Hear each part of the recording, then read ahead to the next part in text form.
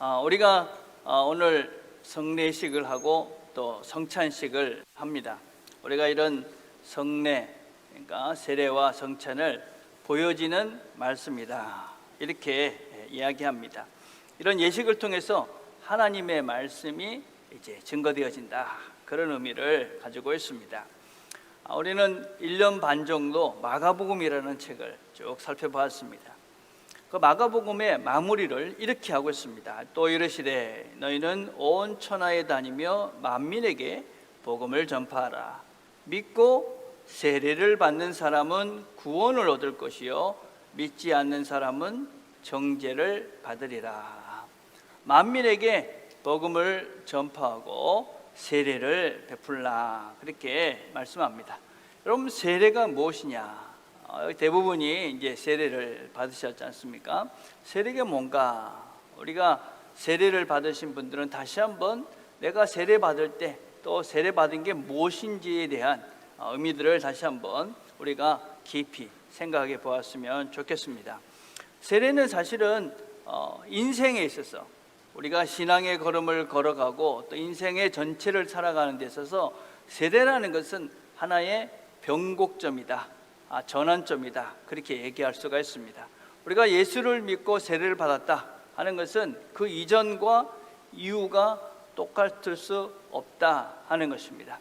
우리가 세례를 받는다는 것은 내가 이제는 내 마음대로 사는 것이 아니라 하나님의 뜻대로 살겠습니다, 그거를 하나님과 사람들 앞에서 공적으로 고백하고 인정하는 것입니다.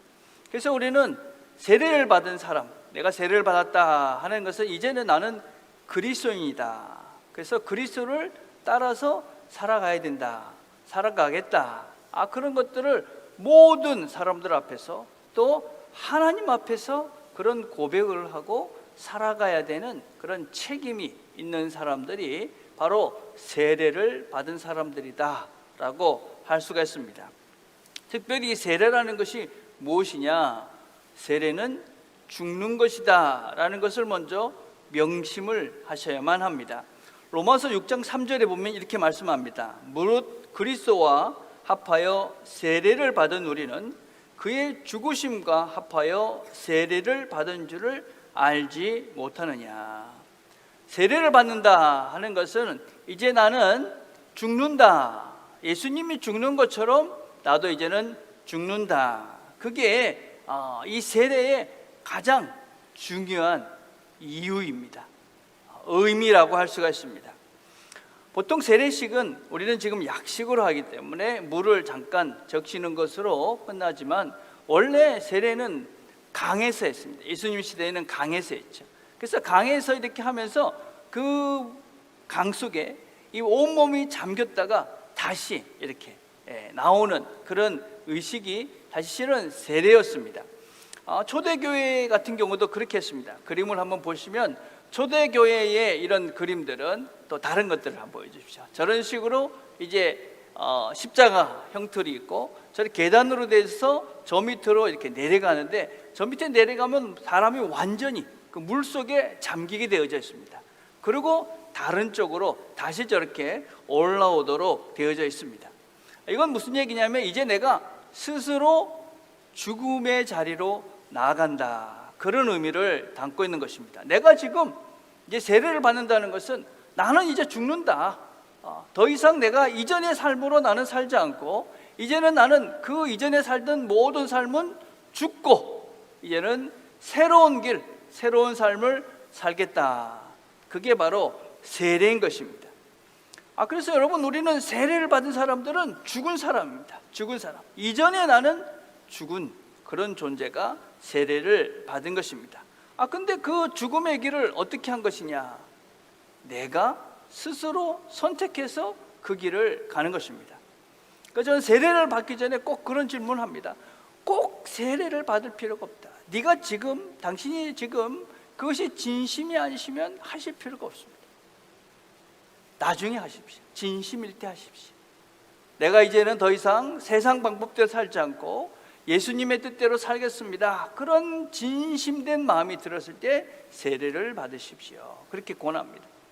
왜냐하면 이제는 우리가 누가 강제로 하는 것이 아니고 내가 선택해서 이제 나는 죽고 새로운 삶을 사는 것이 세례이기 때문에 우리는 우리 자신이 스스로 그 죽음의 자리로 나아가는 것, 그게 세례다.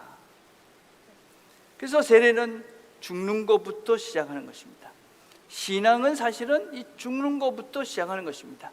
내가 죽지 않고 우리 안에서 새로운 생명이 시작될 수는 없습니다. 그렇기 때문에 우리는 죽는 것입니다. 세례는 죽는 것이다. 자, 그리고 난 다음에 우리는 그 죽음으로 끝나는 것이 아니라 다른 쪽으로 올라옵니다. 다른 쪽으로 올라올 것을 또한 믿는 것입니다. 그래서 골로새서 2장 12절에 보면 너희가 세례로 그리스도와 함께 장사되고 또 죽은 자 가운데서 그를 일으키신 하나님의 역사를 믿음으로 말미암아 그 안에서 함께 일으키심을 받았느니라. 그러니까 우리는 죽는데 이제는 하나님께서 우리를 다시 살려주셔서 새로운 삶, 새로운 생명을 주실 것을 믿는다. 이게 세례인 것이죠. 그렇죠? 우리가 잘 아는 아브라함이 이삭을 바쳤습니다. 이삭을 아브라함이 바칠 때 어떤 마음으로 바쳤느냐? 히브리서 11장 19절에 보면 그가 하나님이 능히 이삭을 죽은 자 가운데서 다시 살리실 줄로 생각한지라. 비유컨대 그를 죽은 자 가운데서 도로 받은 것이니라. 하나님께서 이삭을 바치라고 그랬을 때 아브라함이 상당히 황당했을 것입니다. 왜냐하면 이삭을 통해서 하나님께서 하늘의 별과 같이 땅의 바다의 모래같이 그렇게 자손을 많이 주시겠다고 하셨는데 이 이삭을 바치라니 도대체 하나님이 지금 어떻게 하시려고 그러십니까? 그런 당황스러운 그런 하나님의 요청이 바로 이삭을 바치라 하는 것이었습니다. 근데 아브라함은 믿음이 있었던 것이죠. 하나님께서 내가 죽여도 다시 살리실 것이다. 뭔가 하나님께서 새로운 길을 여실 것이다. 그래서 기꺼이 이삭을 바칩니다. 세례라는 것은 내가 죽고 그리고 하나님께서 새로운 생명을 주시고 새로운 삶을 주신다. 그게 세례입니다. 세례는 그 이전과 이후가 똑같을 수 없는 것이 그 이전에는 내 뜻대로 사는 것이었지만 세례를 받고 난 이후부터는 내 뜻이 아니라 하나님께서 주신 새로운 삶을 산다. 그게 세례를 받고 다시 삶을 시작하는 우리입니다. 그래서 우리가 이 세례를 받기 전에 우리 하나님의 뜻대로 살지 않았던 우리 그 시대는 혼돈입니다. 죄인 것이죠. 어둠인 것이죠. 근데 세례를 받고 하나님이 주신 그 새로운 생명은 빛이고 또 그 생명은 그 삶은 그건 진리이고 그건 새로운 길입니다. 우리의 삶 속에서 세례를 받고 우리가 하나님께서 주신 그 걸음들을 걸어가기 시작해야 예수가 믿는 것이 예수를 믿고 새로운 삶이 무엇인지를 우리가 경험하고 누려갈 수가 있는 것입니다. 우리는 세례를 받고 내가 죽는다. 그렇지만 내가 죽고 나면 그 자리에서 하나님께서는 새로운 생명을 주신다. 내 방법, 내 뜻, 내 고집대로 살던 이런 것들을 포기하고 내가 죽고 나면 하나님 때문에 기꺼이 내가 죽고 나면 하나님은 새로운 길을 여신다. 새 삶을 주신다. 그게 우리가 세례를 받고 이 걸음을 걸어가는 우리 그리스도인들의 실제다라고 할 수 있습니다. 그리고 우리는 그렇게 세례를 받고 내가 죽고 나면 하나님께서 열어놓으신 새로운 길, 새로운 삶은 새로운 나라에서 살게 합니다. 새로운 나라. 그게 하나님의 나라인 거죠. 그걸 우리는 새로운 공동체라고 이야기합니다. 그리고 그것은 보여지는 교회입니다. 교회는 무엇이냐면 세례를 받은 사람들이 하나님 때문에 이제는 죽고 새로운 삶, 하나님께서 주시는 새로운 삶을 살겠다고 고백하고 함께 모여있는 이곳이 바로 교회이고 하나님의 나라이고 그것이 새 삶을 사는 공동체라고 할 수 있습니다. 그래서 우리는 이 교회라는 공동체는요, 기본적으로 두 가지를 늘 기억해야 됩니다. 첫째는 나는 죽었다. 그래서 예수를 믿고 이렇게 세례를 받은 사람들이 고집이 세다. 그러면 반성을 해봐야 되는 거죠. 뭔가 자기 뜻대로 하려고 그런다. 반성을 해봐야 되는 거죠. 우리는 죽은 자들이다. 죽었다. 그런데 하나님께서 나를 살려주셨고 나는 이제 새로운 삶을 산다. 그래서 우리는 자랑할 수가 없는 것이죠. 내가 죄인인데 또 죽었던 자들인데 아무것도 한 것이 없는데 하나님이 나를 구원해 줬는데 내가 뭘 자랑할 수 있으며 내가 교만해질 수가 있겠습니까? 그래서 우리는 늘 내 자신이 죄인이었고 죽었던 자다. 이제는 내 삶을 살 것인가 하나님의 뜻대로 살 것인가를 결정하며 내 자신이 죽는 것이고 하나님의 뜻에 새 삶을 사는 것이 바로 세례를 받은 신앙입니다. 그렇기 때문에 우리 모두는 교회 공동체는 다 똑같은 것입니다. 평등이죠. 평등. 우리 교회에 있는 모든 사람들은 다 은혜로 사는 자들이다라는 것을 고백하고 우리 모두는 다 죄인이다라는 것을 고백하고 사는 자들입니다. 그래서 우리 모두는 다 똑같은 것입니다. 다 똑같다. 똑같다는 것은 다른 것이 아니죠. 저 사람이 하나님의 은혜로 구원을 받았으니 하나님의 은혜로 새로운 삶을 사니 소중한 사람이다. 존귀한 사람이다. 하나님이 영이 함께하니 참으로 귀중하고 소중한 사람이다. 그래서 우리는 서로를 존귀하게 여기고 서로를 존중하는 공동체입니다. 성경은 여자나 남자나 종이나 주인이나 이방인이나 유대인이나 다 그리스도 안에서 하나다. 똑같다. 세상에는 무엇을 더 많이 가졌는지 어떻게 더 받았는지 무슨 지위에 있는지에 따라서 다 다른데 아니다. 다 교회 예수 그리스도 안에 있는 사람들은 다 똑같다. 다 하나다. 여러분, 우리가 입고 있는 그 무엇에 의해서 우리의 존재 가치가 증명되는 것이 아닙니다. 우리는 우리 자체가 하나님이 우리 안에 계시기에 굉장히 귀한 소중한 존재들이죠. 교회에서 사실 참 안타까운 건 막 직분 때문에 그죠? 뭐 이런 것들 때문에 어떤 그 갈등이 생기는 거는 정말 안타까운 거죠. 직분은 사실은 우리 교회에 대해서의 직분은 그냥 섬기는 거죠. 더 낮아지는 거죠. 타이틀이나 지위가 아닙니다. 무슨 뭐 계장, 과장 되고 이런 게 아니죠. 특별히 교회 직분자들은 권리가 없는 것입니다. 더 많이 섬겨야 되고 더 많이 낮아져야 되는 것이 교회 직분이죠. 특별히 교인들은, 성도들은요, 어떤 타이틀이나 지위로 영향력을 행사하는 분들이 아닙니다.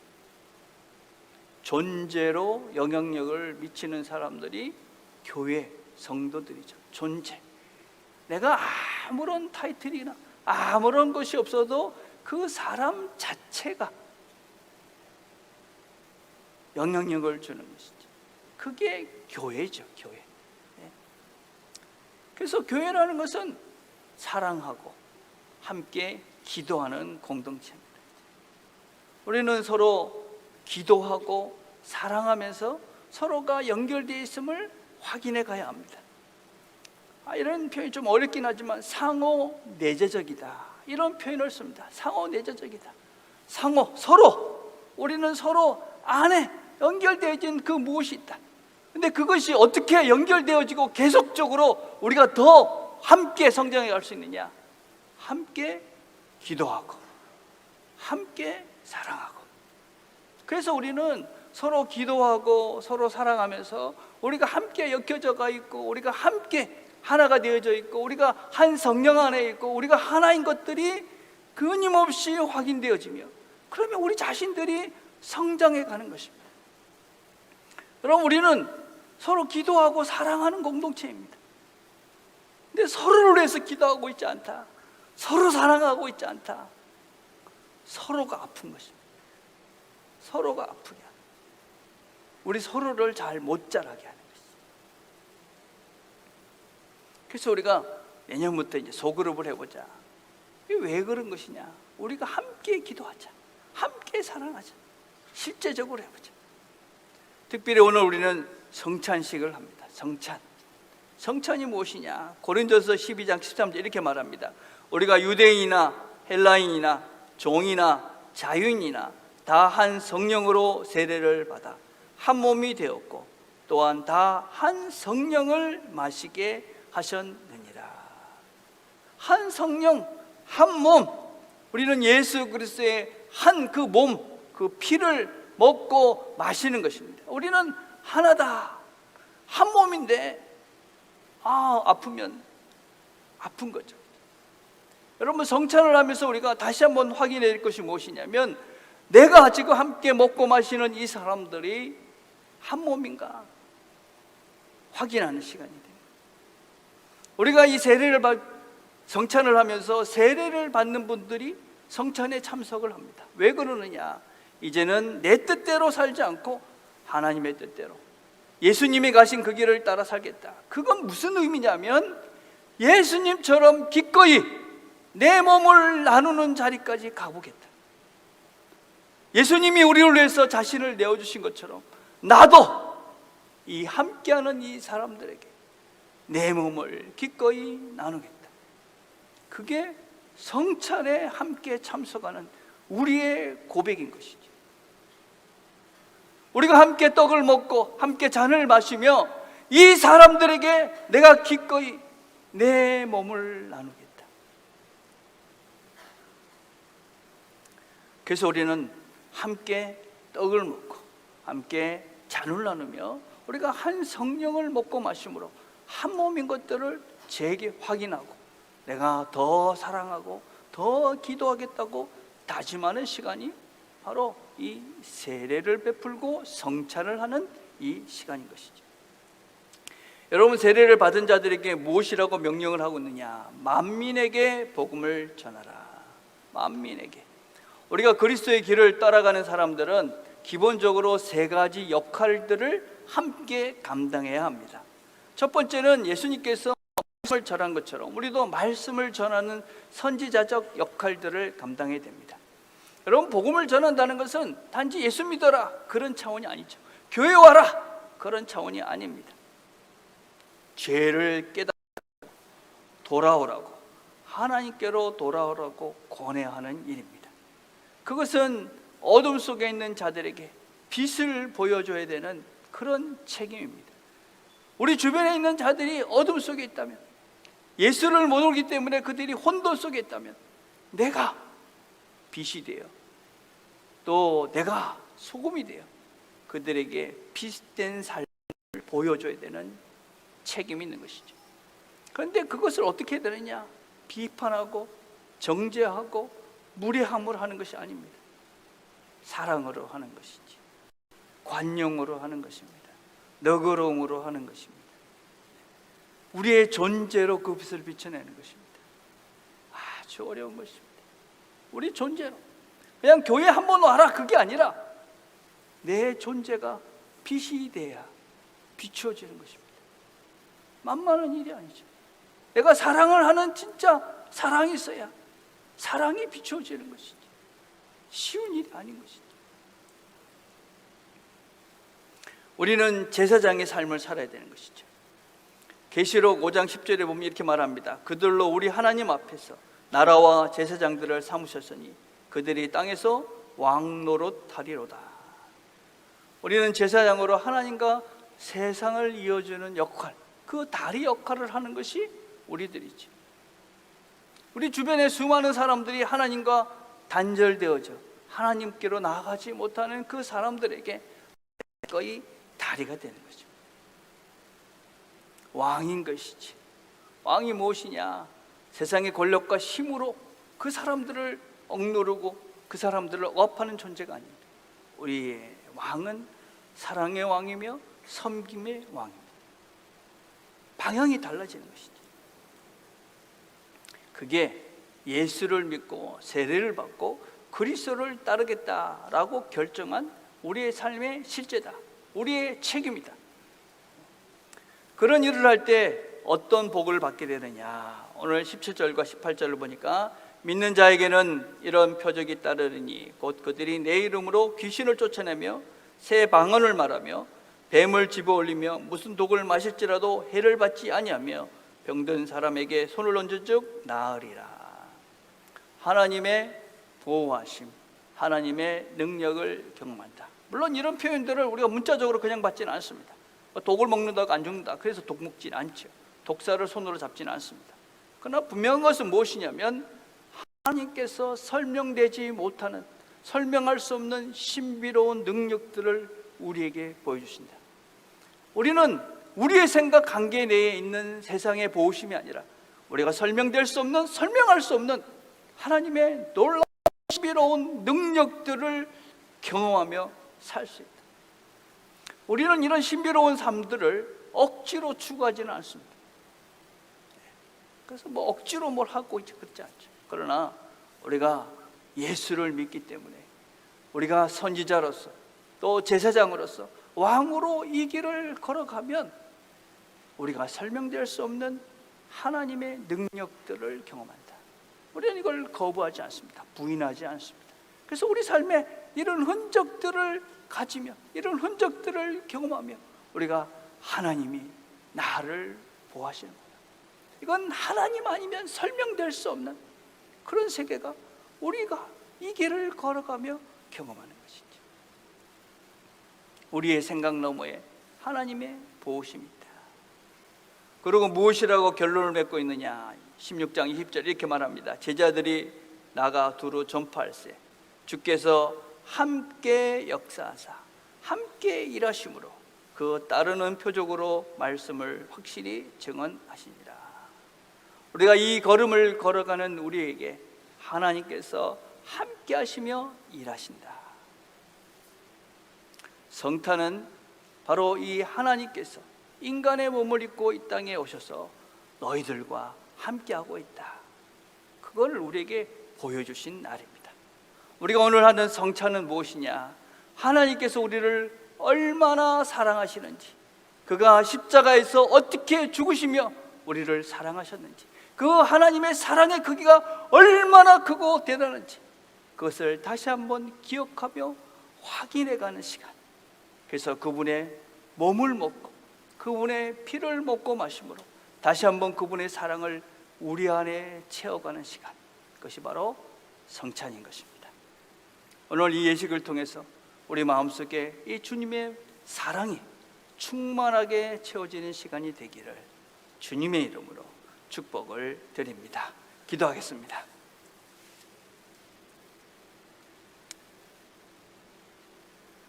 하나님 아버지, 이 시간 저희들이 주께서 이 땅에 오신 성탄을 기뻐하며 주께서 우리에게 베풀어 주신 은혜를 다시 한번 기억하며 이제 주께서 열어놓으신, 주님께서 원하고 기대하시는 그 걸음들을 다시 한번 걸어가기로 우리의 다짐과 믿음을 하나님께 고백합니다.